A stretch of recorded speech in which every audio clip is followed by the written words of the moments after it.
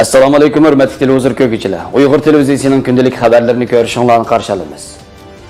29 oktyabr Turkiya Cumhuriyet Xotira kuni bayrami. TikTok xalqaro bexatarlikka tahdid solmoqda. Xitoy Amerikadan ba'zi vojlarni amaldan qoldirishni talab qildi. Xitoy siyosiy g'arazlik sayohat faoliyatlarini yo'l qo'ymoqda. Tövəndə diktanlan xəbərlərimizdən təfsili məzmunlardı bolsun.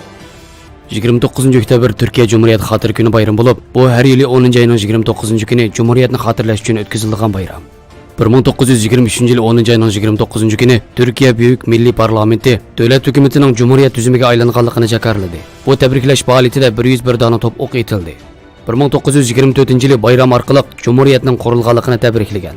1925 yil 2 ayning 2 kuni Diplomatiya Ministerligi bir turli qonun taklifini e'lon qilib, 10 ayning 29 kunini katta ziyofat qilib bekitish taklifi berdi. Bu taklifni Qurultay Asosiy qonun komiteti tekshirib, 4 ayning 18 kuni qaror qildi. 1925 yil 10 ayning 29 kunigacha 628 nomerli qonunga asosan mazkur qonun o'z davlati va chet el vakillari ichida tabriklandi.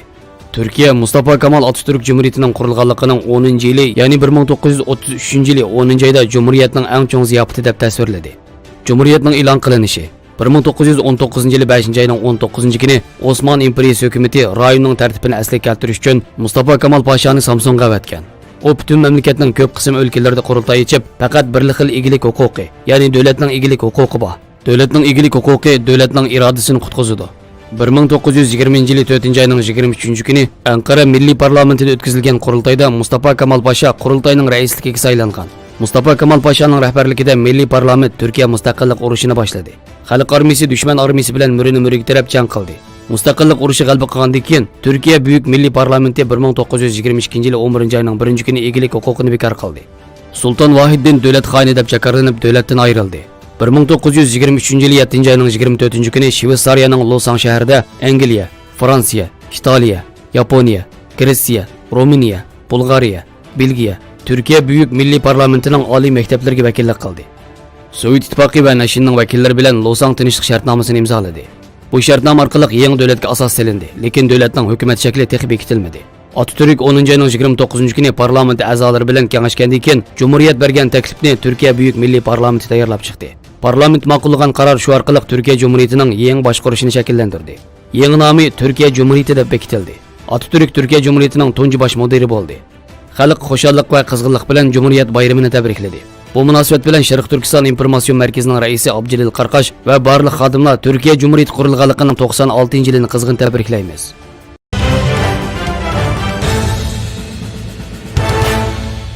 Xitoy taratqullarining xabar qilishicha, navbatda Uyg'urlarning do'lal madaniyati Xitoy sayohatchilarini alohida jalb qiladigan sayohat nuqtasiga aylangan. Xitoy taratqullarining bu vaqtdagi xabarlarida Avat noyasidagi Do'lan qabilasi manzara rayoni, Do'lan mashribi, Do'lan muqomi, yerlik xalqning turmush usuli, urf-odati va har xil xalq o'yinlarining jalbkorligini oshirganligi. Bu yil ichida Avat noyasining 1 million Xitoy sayohatchilarini kutib olganligi, 500 million yuan xarjlaganligini ilgari surilmoqda. Xitoy xabarlar to'rining uchurida o'tgan hafta Avat noyasida o'tkazilgan 15-navbatlik Kusan Do'lan madaniyat bayrami va 6-navbatlik Do'lan musallas bayrami texnik ko'p Xitoy sayohatchilarini jalb qilish rolini o'ynagan ekan. Xitoy hukumatining Avat noyasidagi Uyg'urlarga Do'lan qabilasi degan nomda farqli etnik guruhidagi muomala qilishi va ularni sayohatchilarga shundoq tunishtirishi Xitoyning maqsadiga qarata gumon paydo qilmoqda. Kuzatuvchilarning qarashicha, Xitoy hukumati bu rayonda siyosiy g'arazlik sayohat faoliyati qanot yaydirib, sayohat faoliyatlarida Uyg'ur millati va madaniyatining muhim tarkibi qismi bo'lgan do'lonliklarni va ularning yerlik muqam, mashrab, urf-odatlarini shundoqla turmush usullarini farqli bir madaniyat, farqli bir etnik guruhidagi tunishtirayotganligini bildirib, ularning qarashicha Xitoy hukumati do'lonliklar, Do'lan qabilasi degan so'zliklar orqali kishilarning engida do'lonliklar farqli madaniyat va etnik guruh deydigan hukmni shakllantirib, do'lonliklarning madaniyat farqini alohida gavdalantirib, ularning Uyg'ur kimligini yushirib, Uyg'ur o'rtaq kimligini parchalashga urinmoqda ekan.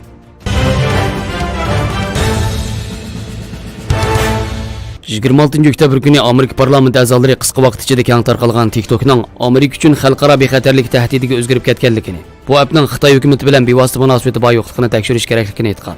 Qisqa film manbalarlash organining Amerika istixborot organi tomonidan tekshirish kerakligini xohlaydigan Amerika parlamentining Cumhuriyetchi va demokrat a'zolari bu turning soyasida Xitoyning Amerika vatandoshlarining arxivini o'g'irlamdi yoki o'g'irlamamdi degan masala ustida tekshirishni talab qilgan. Cumhuriyetchi va demokratik a'zolar Amerika fuqarolarini kontrol ostiga olishni xohlaydigan davlatlar bu turdagi applar orqali saylan mezgilida ko'plab yolg'on xabar va ig'vogarchilik tarqatadiganligini tilga olgan. TikTok Beijingni markaz qilgan shirkat tarafidan yasalgan bir app bo'lib, TikTok shirkatining tarqatilgan bayonotda bu appda siyosiy e'lonlarning tarqalishiga ruxsat bermaydiganligini bildirgan. 2019 yil ichida 177 million kishi tarafidan tushirilgan bu app nihoyat tez tarqalayotgan bo'lib, Facebook tilida qolsa dunyoda eng ko'p tushirilgan app bo'lib, ikkinchi o'rinda turdi ekan. Amerikaning Oliy palata a'zosi, Amerika xalqaro istixborot doirasining direktori vakili Joseph Migori yozgan bir maktubda TikTokni yasab chiqqan shirkatning kengaytirish markazi Xitoyda bo'lganligi uchun Xitoy Kommunistik partiyasi istixborot ishlarida u shirkatni zo'rlay oladi. Xitoydagi shirkatlarning bu xil talablarini rad qilish imkoniyati yo'q. Bu holat Amerika uchun bir xalqaro bexatarlik tahdididir dedi.